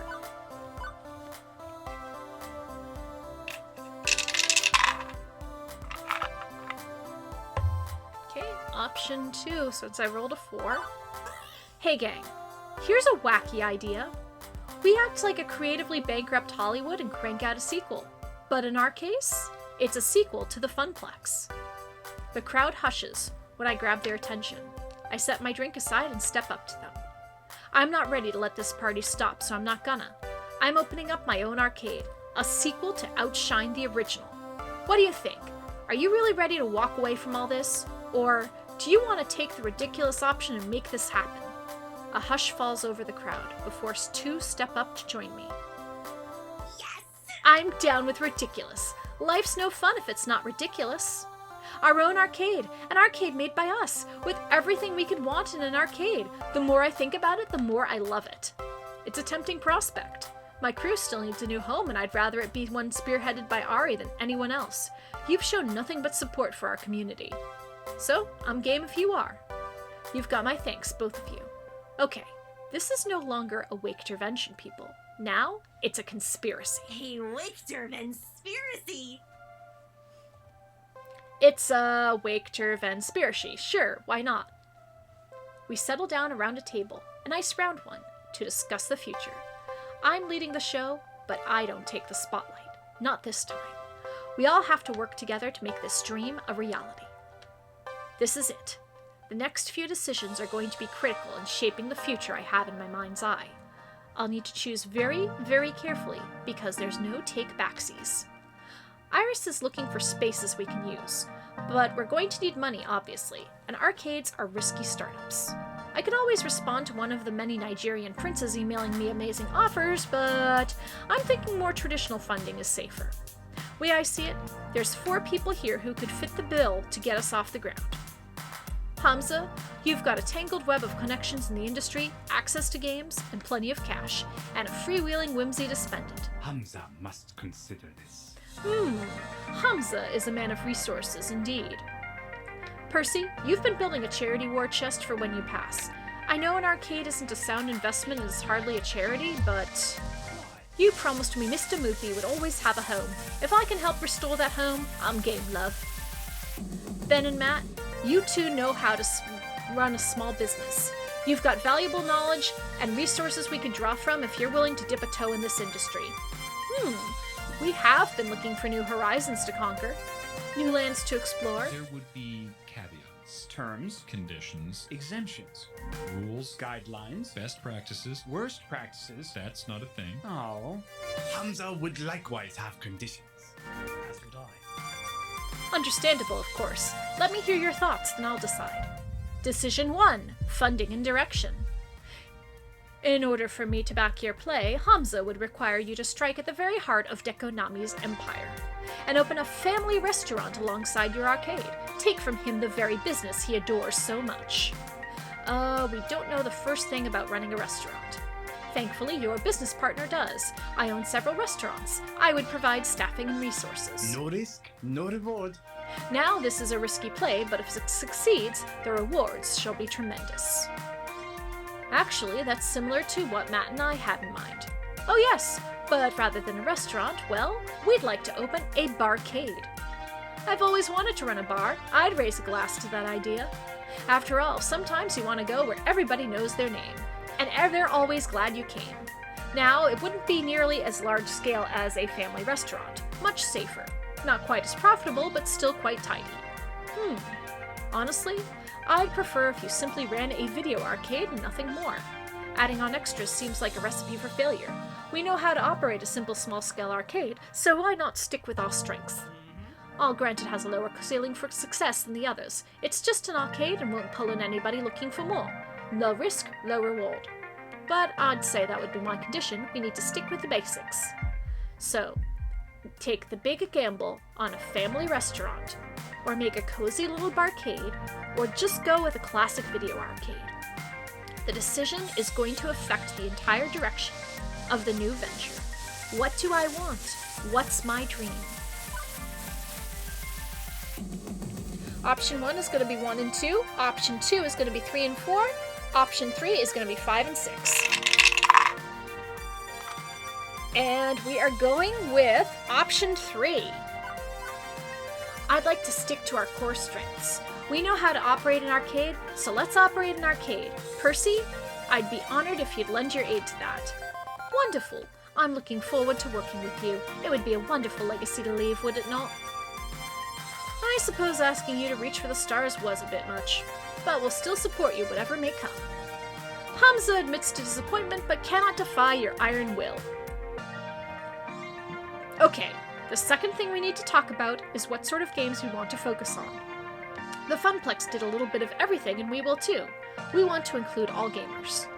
But we can also highlight one style of play or another. Really provide best-in-class gaming for a specific audience. Any thoughts? Decision 2. Game focus. Sweet. Retro games. It's gotta be all about retro games. You know I'm capable of keeping those older games in tip-top shape. If we focused on retro games, we could serve an audience that Deco's completely ignoring. As would I. I would agree with Miss Fairchild. Retro games are an untapped market. I'll grant it wouldn't pull in as much profit, but we know gamers are seeking them. We don't have to make all the money, just enough to keep our pure and untainted dream afloat. And we can do that with a well-curated retro game library. Nope. No Retro's cool and all, but let's talk esports games. They'll draw money better than jamming a magnet up your ass and dragging you through Fort Knox. Get a couple good fighters, more than one FOD, some race and dance games, the kind of stuff where folks can compete head-to-head. And we're golden. I have to agree with Queen Bee. You can play retro games on emulators and consoles, but you can't duplicate the community experience of an arcade at home. If we had an esports focus, we could build something together which works as a second home for all sorts of gamers. I think you know what I'm going to suggest. Redemption and prize games. They provide excellent profits. It's the core of Deco's business model, yes, but I think if we focus on those games, we can do them right. No predatory pricing, no scams or rip-offs. And the truth is, most people enjoy them, from kids wanting to win that big prize to the wistful adults recapturing their childhood dreams of playing skee-ball on the boardwalk. They're simple to play and, most of all, fun. If they're done right, we can make meaningful memories for everyone. And prizes! Did I mention the prizes? We can stock the shelves with the coolest prizes around, better than Deco's prizes, which fall apart 2 minutes after you get them. Which matches my ideal arcade more? We'll have all three, sure. But do we emphasize retro games, esports, or prize games?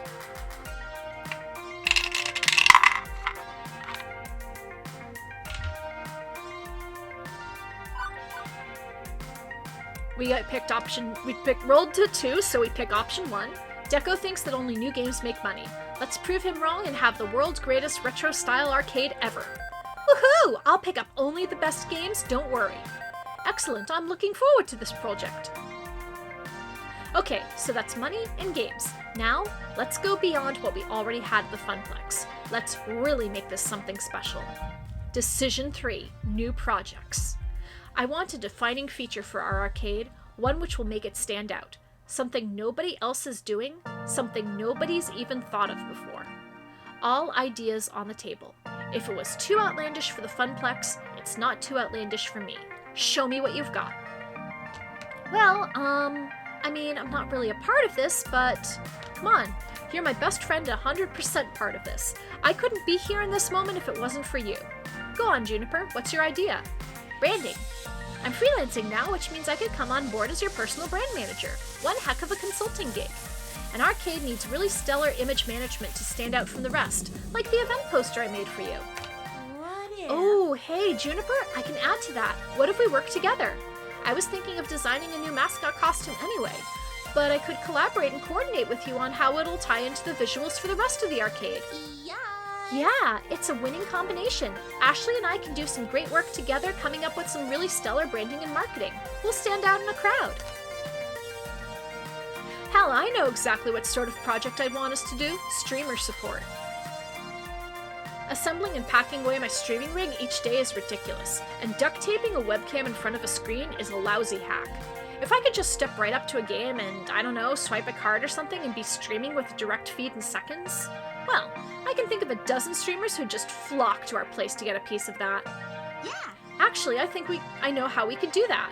I could rig up a general-purpose daughter board which plays Mad in the middle with a video feed, works with an RFID reader to get a streamer's info, ties into a central video encoder on the Wi-Fi network. Yeah, I could make that happen, and without damaging any classic hardware. Once more in English, please. I know software, not hardware. We stick a thingy in the thingy and everything works just fine. I'm sure there's some legal and copyright issues to tackle, but if we can do it, let's be the world's first streaming arcade. I was thinking, well, if the reason why older games are considered a dead end is that they don't work in the ticket game ecosystem, why not add ticket output to normal games? We could reward skilled players with prize tickets based on their high score or speed of completion. With the right balancing, we could make old games just as desirable as the new ones. As Naomi said, there may be legal hurdles to clear, but I'm in favor of this idea. It's not that I love prize games, I find them boring personally, you know I favor pinball. But profit is the lifeblood of an arcade, and prize games are profitable. If we can get Moopy producing tickets, well, that's something nobody's ever done before. Interesting. But as much as I'd love to do all three, I doubt we have the money or time for that. Let's focus on one project to launch our arcade with. Do we want to have really good branding? Or streamer support? Or retrofit tickets on old games? 1 and 2 is option 1, 3 and 4 is option 2, and 5 and 6 is option 3. And we've got tickets. It's a best of both worlds thing, having modern ticket gaming integrated into classic games. Not a casino, but a genuine way to reward achievement and hard work. Whatever you need to make that happen, do it. The upfront costs may be a bit much, and I have a lot of legal tape to cut through, but I think we can make it happen. Thank you. New lifeblood in the retro scene, drawing new eyes to older games. I'm looking forward to the results. One more thing. Final decision, the name. If this is going to be my baby, my dream arcade, I've got a name already in mind for it. So, barring any objections, I'd like to welcome you all to... Okay, so we've got the title drop for the game, but I was wondering if anybody else has a good idea as to what they would like to name the arcade.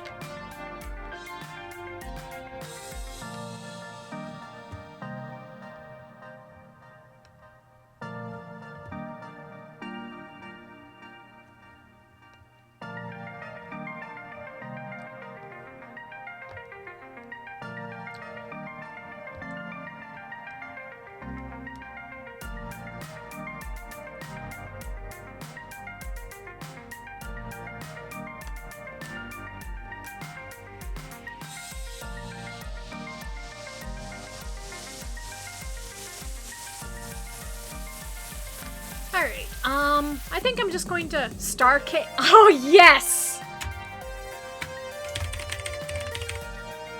Dr. Zadium, thank you for reminding me of Starcade. I don't think Deco Sucks Come Here Instead will fit into 30 characters, but Starcade will. Starcade. Let's call it Starcade. Starcade. I like it. We can work with that. Let's hear it for Starcade. Our home lives again. How exciting. Yeah. A toast then? One by one, everyone raises their glasses. I fetch my room temperature drink and raise mine high in turn.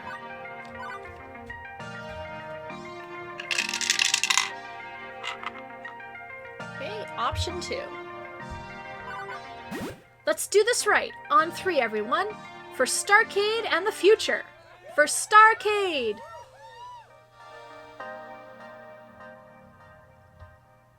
Losing everything, then getting it all back, and then some. It's been a roller coaster of a week, to be sure. But I can't rest now. Absolutely not. I need to take charge of this project, and my life in general. I have to do for them what Francine did for us. That's okay. I'm ready. I'm willing. And this is our time.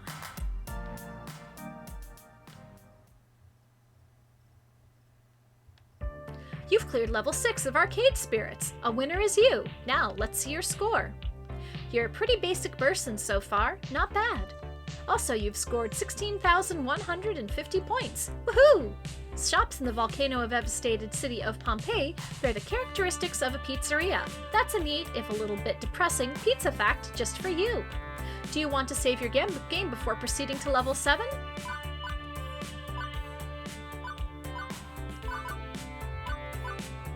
Alright, now we're back to level 7.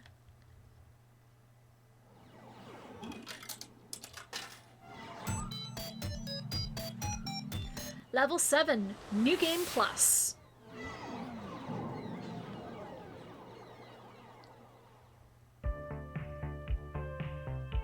It is the distant future year 20XTX, and for the first time I am entirely in control of my destiny. I'm no longer merely working in an arcade. Now, I'm working on my future. Which admittedly still involves working in an arcade, but still, my future.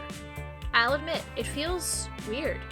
I'd grown so used to going with the flow, letting life batter and bruise me, that having a true and honest hand on the controls is a bit terrifying. Everyone's counting on me to keep the flame of Miss Francine's Funplex alive as we move into the era of Starcade. And, well,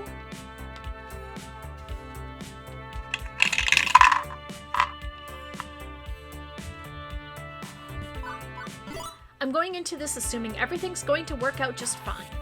If only because the alternative is too awful to even think about. This has to be just fine. It's our second chance at the dream of the Funplex, and that means it's gonna work, right? Surely with all of the brilliant minds in our group put together, we can do this. Teo keeps asking if I'm really as okay as I sound. I mean, he knows me pretty well by this point, but I gotta fake it till I make it, right? And hopefully my positive attitude is helping the others rise to the occasion. If I don't show any stress, if I exude confidence, everything will be fine. It's fine. Everything is fine. Now all that's left is to get through opening day without incident. I arrived early that morning to go over any last-minute preparations and make sure everything is in order. Plus, Juniper was sick of watching me pace back and forth at home after breakfast. So she lovingly shoved me out of the apartment and told me to be productive. Now I stood in awe of the building, the dream I poured my heart and soul into. I still barely believed it myself. I paused a moment to let the reality finally hit me, and then stepped into my destiny. Pushing open the doors to Starcade, I was greeted by relative peace and quiet, just the beeps and boops and people moving about doing last-minute preparations. We traveled a long and arduous road ever since the Great Waketer Venspiracy. Gavin secured us a great rental place, an abandoned pizza place with that all-too-familiar triangular roof. Nobody else wanted it, but we didn't care about the funny shape. Quirk is in our favor. And I really couldn't have done all the renovations this place needed without the help of our financial benefactor. Percy gave up a large chunk of his savings for this. I hope we can do right by him, considering it was going to go to charity originally. Now it's going to us. We went with a familiar layout, if it ain't broke and all that, to show that we've still got the spirit and passion that made the Funplex great. But it's not all a carbon copy. We've got a few new additions that Francine would even be proud of. The video wall is a nice touch. That one was my idea. It alternates between running music videos, game promos, and high score leaderboards. We also repainted and did a general update on all of the appliances and fixtures to give it a more finished feel, and less of a retired pizza place turned arcade vibe. Naomi and Percy worked together to pick out games with a decidedly retro feel. Considering Deco's focus on tickety gambling-ish games, this helps us stand out from the competition. She put in a lot of hard work restoring them, and truthfully, we've run into a lot of problems along the way, but watching her tirelessly working to perfect them is inspiring. It took some work to retrofit all of our retro games for prize tickets, but in the end, Naomi managed to whip up a low-cost gadget that would do the trick. Now I won't feel the pressure to move older games out in favor of Now we won't feel the pressure to move older games out in favor of profitable prize games, and those looking for spurting tickets can and will play everything. Naomi put in lots of hard work, but she tells me it was well worth it. All of my decisions, all my choices made this. Made Starcade what it is. So much labor and love went into the project from all of us. And now all that's left is to officially open these doors. But before that fateful hour begins, I still want to do one last check on operations just in case. Since we opted for a basic arcade, honestly, setup was a breeze. Naomi and Ashley worked together to get the games up and running. Ashley managed to impress Naomi when she pulled out her long-forgotten skills with electronics. Naomi seemed to be busying herself with double, triple, and even quadruple checks of every game prior to opening. So, talk to me? We good? Hi. Oh, hi Ari, or should I call you boss? Ari's just fine. Okay, we're good to go, Ari. Great. Since we're focusing entirely on the games, we need to make sure they're absolutely perfect. Agreed, and you can count on me to deliver. I'd better hurry up and finish my checks though. We're opening soon and I want to finish this game. As you were then. See ya. Toodles! Good. Not that I was too worried about the games, keeping things simple worked out well for us. Percy was right, running a classic arcade is right in our wheelhouse. After my quick check-in, I noticed the clock. Its unforgiving hands telling me that it's not long now. It's going to be fine. We let all of our regulars know the spirit of the Funplex had moved. They promised to show on opening day. We did everything we needed to do for promotion. Advertising, flyers, interviews with arcade fan sites, and podcasts. People will show up. Everything will be fine. We can do this. As long as no unforeseen problems pop up. Hey, Ari. Hearing Teo's voice is like a breath of fresh air within the stuffiness of Starcade. It's an arcade, circulation's not his forte, and if there is one person I can depend on, it's Teo. I just made the rounds to check in with Gavin, Ashley, Naomi, and see if they needed any help, and they are RTG ready to go. That's great. I'm glad to hear everything's going swimmingly. All the stress of opening has taken a toll on me. I feel like, I can't even make a wry joke. That's how stressed I am. Teo was all smiles when he first approached, but now I watched Teo's demeanor turn to uncertainty. I know now is not an ideal time, what with the doors opening in just mere minutes, but we really need to talk. Oh no. I feel my heart drop into the darkest corner of my stomach. Whenever anyone uses the words, "we really need to talk," it's never, ever good. Is it? With reservations, I choose my next words.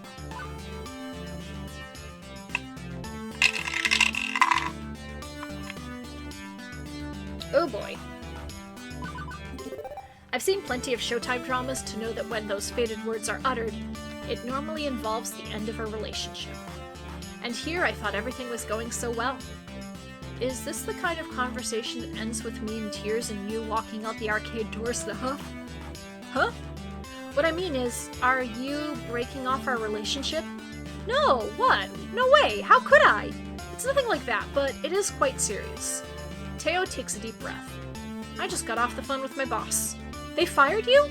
You and your wild imagination. They would never fire me. Okay, wait, thinking about it, they technically could. But not in today's case. They've offered me the position of regional community manager. Here I was expecting the absolute worst, and well, this sounds actually pretty decent. It's at least a step up from absolute worst, right? That sounds like good news? It is. It's an increase in pay. I get to travel all over, and I'd be in charge of all the Showtime stage communities across the entirety of North America. I get to be my own boss, essentially. This all seems pretty great, an advancement in his career, great opportunities, so why does Teo still look so worried? There's got to be a catch. There's always a catch. Yep, that's all fantastic news, so what's the problem? Well, it would limit the amount of time we'd get to spend together. So like I'd only see you dancing 4 days a week instead of like the usual 7? I quip, but Teo's silence tells me it's not funny. Okay, lay it on me. How significant of a change are we talking about? Teo shifts uncomfortably, all while my anxiety continues to mount. You know I love you, right? Yes, and I you, but now I'm extremely concerned. And I really don't have time to dawdle now. I'm supposed to open the doors in just a few minutes, and I don't have time for this back and forth. As much as I want to be here to intimately discuss the nuances of Teo's new job opportunity, I'm still under extreme stress with the grand opening. This is not the ideal time to talk about this. Please, just spit it out. I'd be traveling all over and making multiple trips a month almost every weekend. These workations, if you will be anywhere from 4 to 7 days. Not ideal, to be honest.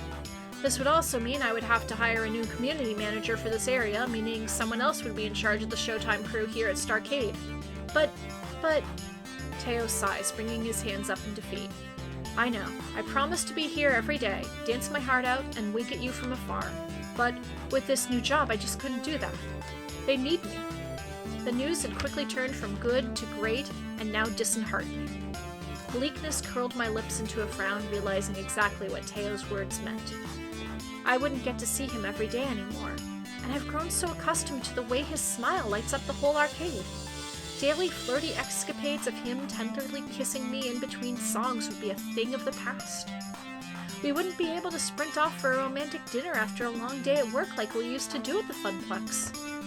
Teo, this is...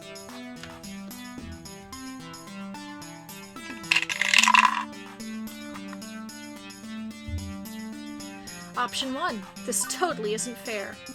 The thought of not being able to spend all that time with Teo anymore is just awful. I don't think I can survive without his constant cheerful presence and his loving nature. Seeing him every once in a while isn't the future I signed up for. I just can't let this happen. It's not fair to me. When am I supposed to see you? Once every blue moon? Impossible. I can't live like this. There, I said it. And there's no coming back from it. Teo takes a moment to digest everything, and his distaste of the situation mirrors back my own feelings. I think you might be overreacting a bit. Me? Overreacting? What do you mean? I just don't want to, never see you again. It's not like I'm not going to be seeing you. Yeah, it'll just be significantly less. Look, I'm not expecting you to be super jazzed about this, but what's the harm? It doesn't change our love for each other, right?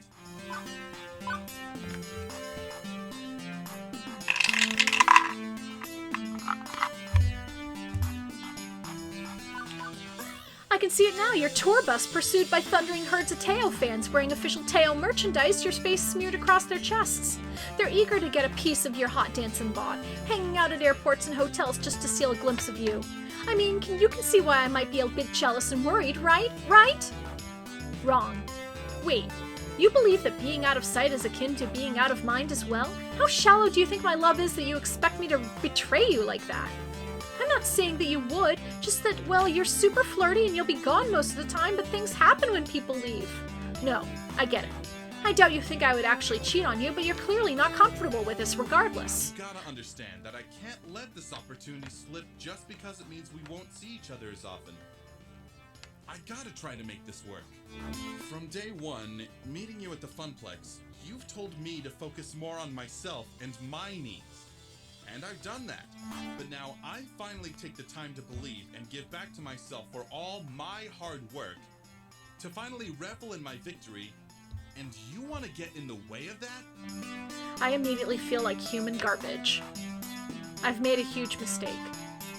Teo, But just save it, okay? Let's not dig this hole any deeper. And with that said, Teo turns and walks away. Well, I can't handle this right now. As much as I want to stop everything and sort through this mess, I've got a job to do today. There will be time later to patch things up with Teo. Presumably. I need to at least try to put this turmoil behind me, so I can focus on the first day of Starcade with a smile. Despite reeling from that incident just now, despite my nerves, I'm ready to do this, because I have to be ready. No choice. I've got big plans for the opening ceremony. I'm going to open the doors, give my prepared speech to the gathered masses, and stay on hand to greet gamers as they enter. Stepping to the storefront, I grasp the door handles and throw the gates to Starcade wide.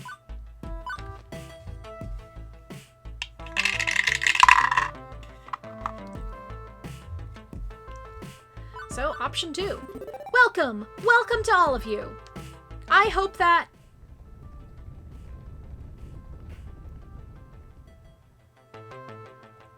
I don't even have time to finish one line of my big dramatic speech. The crowd spills through the doors and runs right past me, eager to get to the games. Immediately, the arcade fills with the sounds of beeps and boops, games starting up and people laughing with delight as they find their favorites. Well, there goes my entire opening ceremony plans out the window. I had all sorts of stuff planned, but if folks just want to get to gaming, who am I to argue? After a few minutes of final checks around the place, I decide to move into Phase 2, meet and greets around the arcade. I walk the arcade like I did in my floor attendant days, talking with folks and making sure everything's running smoothly. Although I could probably track down Teo too, assuming he wants to talk yet, which may not be the case. Starcade is my domain open to my exploration. Where should I visit first?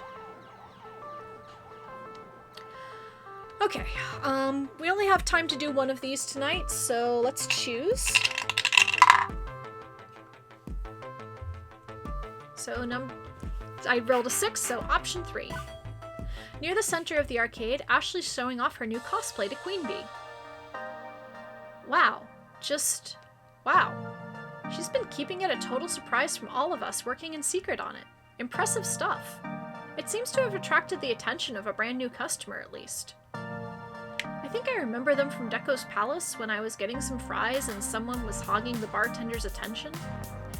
Hey, look kid, a real-life in the wild newbie! Hiya! Welcome to Starcade! We're so happy to have you join us for opening day! Thank you. Child, yes, you, young one. Tell Ari here what you told us. That I've, never used a joystick before in my life? I mean, I've mostly been to Deco's Palace or played games on my phone, touchscreens and stuff, that's all. I've never really been much of a gamer, but all my friends are here today, so I was figuring I might try one out. Whoa. Never, not even once played on a joystick, can you believe it? Yes, we've all been there, no point in faulting them for now. Aw, but that's just so cute. To be young and innocent again. And don't worry at all, Starcade is the right place to learn. We are a friendly, inviting sort of arcade. No mad skills required. Here, it's all about having fun. Oh yes, and you know what's super fun? Learning how to play Fist of Discomfort. Trust me. Want to go a few rounds? I'll even spot you some tokens. Seeing Queen Bee's con, Ashley quickly tries to offer something else. Or you could join me for a round of 2 of Teenage Mutant Ninja Turtles. Nothing like a friendly cooperative brawler game to ease you into things. Nope, no way. Best way to learn is to jump headfirst into the deep end, I say. No regrets, just mashing buttons and moving that joystick. And when you're starting with the hottest title, you've got a built-in community to learn from, right at your fingertips. But turtles. Turtles who are ninjas. Looks like I might need to jump in and persuade this kid to choose a game. They look like a deer trapped in headlights. Stuck in the crossfire.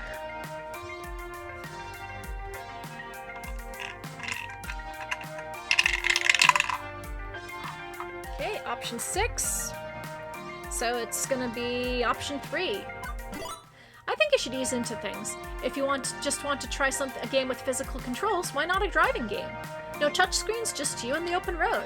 And you still earn tickets even. Really? Hey, that's neat. Okay, I'll go give it a shot. Thanks. Come on! Oh man, I wanted to kick that kid's butt a little. I sort of wanted to watch you kick that kid's butt a little too, but it's for the best, Queen Bee. We want them to have a great time on opening day. Losing is part of learning, though. All arcade games end in a fail state. The trick is to practice, practice, practice until you can stave off defeat. Speaking of defeat, we can't let the fact that Ari chose Fast Cars 5 over both of us get us down. Bye-bye! I gotta get back to crawling the floor looking for other newbies. See ya! Later. Yeah, and I feel the burning need to destroy some fodder. Later. Time for me to move on. Alright, so we are going to save, and we're going to pick things up on Wednesday evening, and hopefully we'll be making good time and I'll be able to start Arcade Spirits The New Challengers sometime soon. So, it is now almost 10 o'clock, and let me check to see who is streaming right now, and we will raid them. Oh, okay. My friend, Dame Aznable is playing Final Fantasy XIV online, so I would like to give them a raid.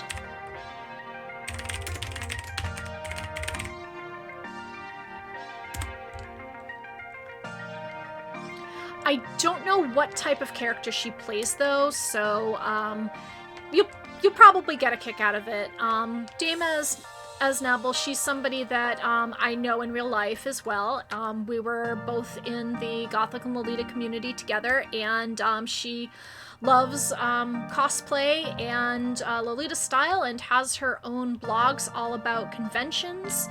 And I encourage you to follow her. She is a great person and a great friend. So anyway, I am going to put up the ending stream, and in a couple moments we will be rating Dame Aznable.